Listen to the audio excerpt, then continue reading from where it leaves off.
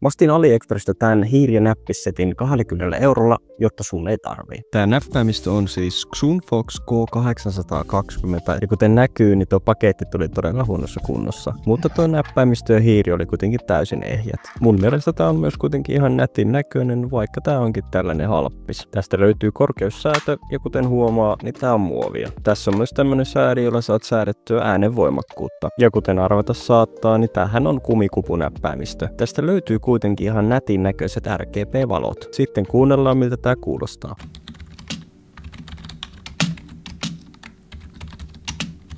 Muutenhan tää on hyvin hiljainen, mutta tuo välilyönti on aivan kauhea. Mä testasin pelata tällä muutama erään CS, ja pakko myöntää, että mä yllätyin positiivisesti. Jos mulla olisi vain 20 € budjetti, niin mä voisin ehdottomasti harkita tätä settiä. Mutta ottaen huomioon, että pystytte saamaan 20 € ihan ok mekaanisen näppäimistön, niin kiertäkää tää kaukaa.